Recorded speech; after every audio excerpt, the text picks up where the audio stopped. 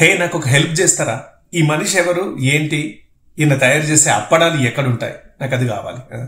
ఏం చేస్తాడబ్బా అప్పడాలు, ఎంత టేస్టీగా ఉంటాయి, ఆహా స్వర్గం అసలు తింటూ ఉంటాయి. ప్లీజ్ ఎవరన్నా చెప్పరా అడ్రస్ ఇది, నాకు ఈ అప్పడాలు కావాలి. ఏయ్ ఏందది, ఇండియా లెజెండరీ యాక్టర్ని పట్టుకొని ఏదేదో మాట్లాడుతున్నావు అని అంటున్నారు. అయ్యో ఈ మాటలు నావి కాదు, ఈ రిక్వెస్ట్ కూడా నాది కాదు. అక్క పేరు ఫ్రెడరిక్, ఆమె డెన్మార్క్లో ఉంటుంది, మన దేశస్థరాలు కూడా కాదు. సో ఆమెనట ఎప్పుడో నేపాల్ వచ్చినప్పుడు ఈ అప్పడాల ప్యాకెట్ కొనుక్కుందట, సూపర్ ఉన్నాయట, ఇంటికి తీసుకెళ్ళింది, తిన్నది, ఇప్పుడు అయిపోతున్నాయి.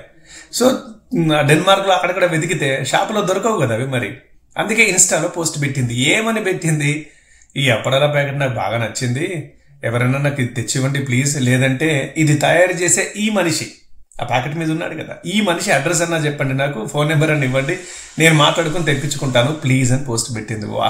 సో ఇప్పుడు నేనేం చెప్తున్నాను అని అంటే, డెన్మార్క్లో మన ఇండియన్స్ ఎవరో ఉంటారు కదా, దట్టు మన తెలుగు వాళ్ళు ఎవరైనా ఉంటారు కదా. సో మీరు ఒక్కసారి అక్క ఇంటికి ఎంత కష్టమైనా సరే వెళ్ళి, అక్క ఆయన ఈ అప్పడాల కంపెనీ ఓనర్ కాదు, అప్పడాలు తయారు చేసేవాడు అంతకన్నా కాదు, ఇండియన్ లెజెండరీ యాక్టర్ మెగాస్టార్ అని చెప్పండి.